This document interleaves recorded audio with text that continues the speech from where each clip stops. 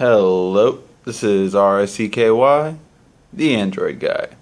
Hey guys, sorry about the quality, but I just wanted to bring you my reaction to the iPhone 5 and the iPhone 5S and the iPhone 5C. Which my first reply from the Android guy is that's hilarious. No, in all honesty, I mean, this is really exactly what I expected, and I can't see that picture.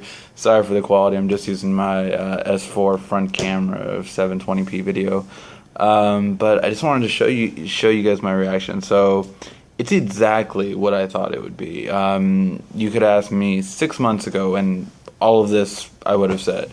I actually had given them more credit. I thought that they were going to get Sony.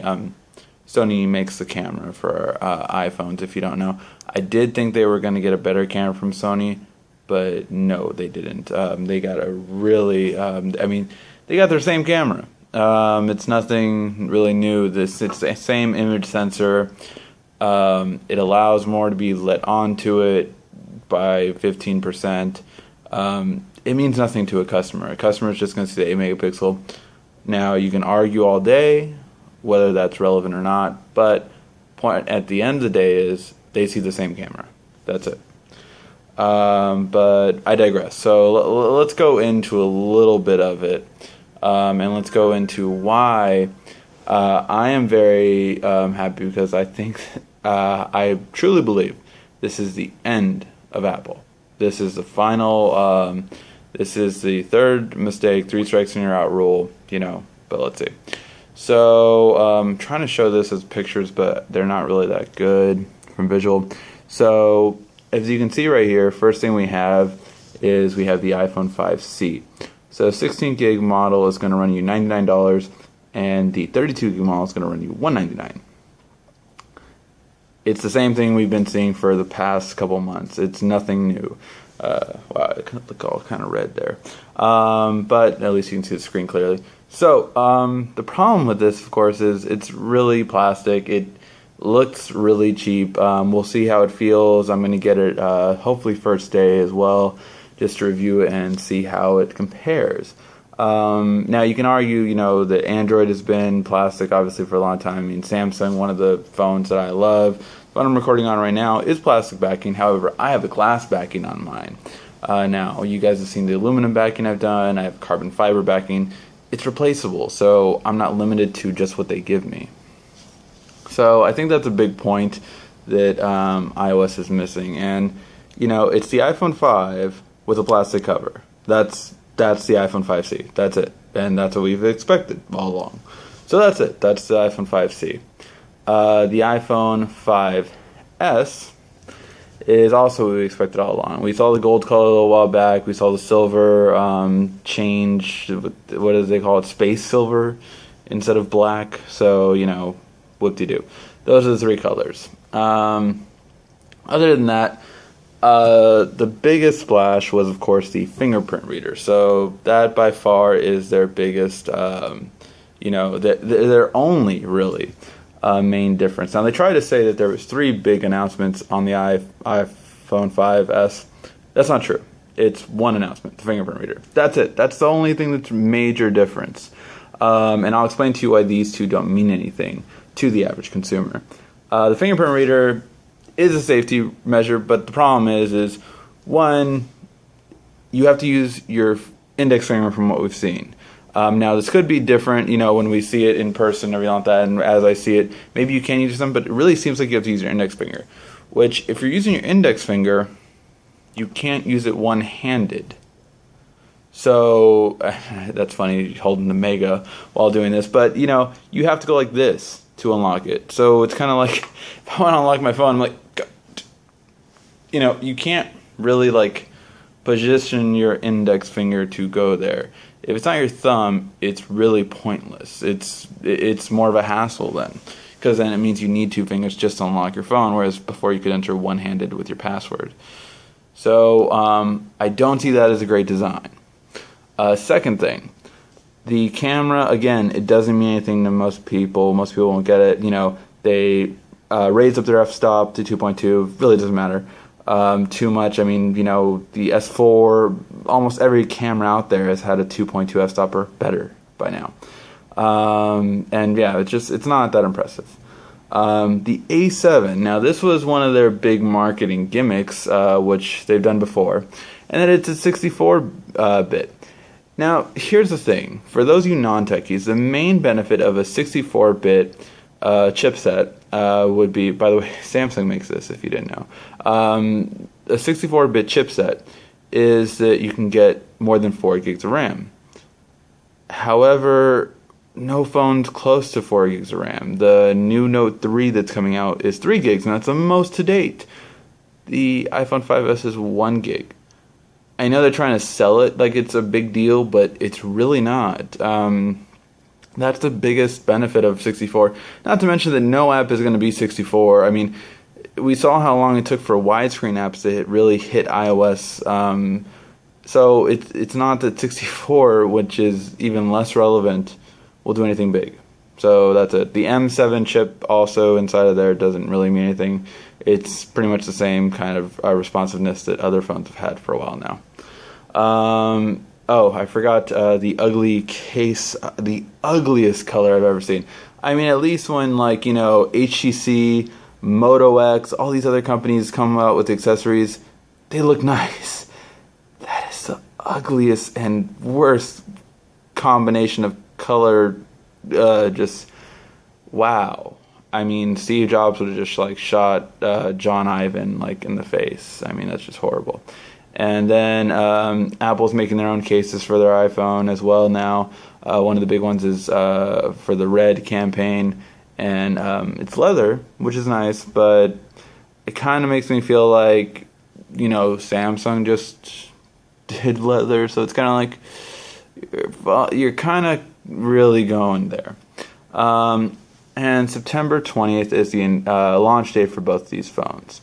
So both the iPhone 5S and the 5C will be available on the 20th. I believe it's the 13th, I want to say, when pre-orders start for the 5C. But they didn't say, if I'm not mistaken, when the 5S will be. I have to rewatch the thing. I just kind of got a summary. Again, the reason why this video quality is because I'm out for work, so I didn't get to be home like I normally do, hang out and all that kind of stuff. And the iPhone 5 will be $199, $299, and $399 for the respective sizes. So, and what we're left with is this. We have the iPhone 4S, 5C, and 5S at free, $99 and $199. 8 gig model 4S. So it is a smaller version of the 4S, which has not been previously out. So, why did I say this is pretty much the end for Apple? It's their third strike, and they have pretty much killed their brand name. And this is something that Steve Jobs never would have allowed, and it's really, really quite tragic. So here's the thing. Apple was built on a couple of things. I've talked about this in other videos. 3 main things were marketing, which they had the best marketing. They don't have the same marketing company anymore, and their current marketing is horrible. Second, if you don't believe in marketing made Apple. I mean, from the commercials of the iMacs to the commercials of the iPods to the commercials of the I'm a PC, I'm a Mac, all of those commercials, legendary, great marketing campaigns, amazing. Their second was their brand image. They're a high-end brand.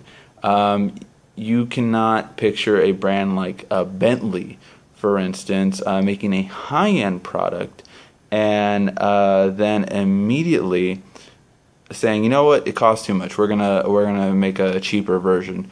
They would be out of business because you're losing your base customers. Your customers are getting you for the brand image. Apple's losing that now, which is really funny. So they've started losing it a little bit ago. The third thing, by the way, is profit margin, which I'll explain in a second why that is being lost as well. So the first thing is for Apple is that you have now gone to prepaid phones, which was your first step to making the brand image tarnished, and it hasn't done well on prepaid at all. Second thing was the iPad mini. The iPad mini was not Steve Jobs' idea. He didn't care for it while it was in the company, and while the blueprints were made and all that kind of stuff. He never wanted to go through. That's why he never did go through while he was there. The reason being is, again, you're hurting your own company. So iPad Mini makes $130 for Apple. iPads make $300 for Apple. Tim Cook's understanding was that, we can actually sell more. We'll sell double the amount of iPad Minis, and then we'll never run out again. Or we'll never run out, but we'll make up for the profit margin difference. The thing is Apple hasn't sold more iPad Minis. Actually, they've sold the same amount of iPads total that they ever did, and now iPad Mini and iPad sales are now down. So they went from cutting their profit margin in half to now being less than half, because now their sales are down and their iPads aren't selling as much, simply because there are more useful, I would say that's the best word for it, more useful Android tablets out there.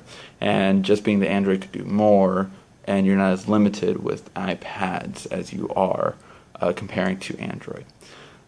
So that's going to be the second thing that was a big thing. Profit margin got cut in half.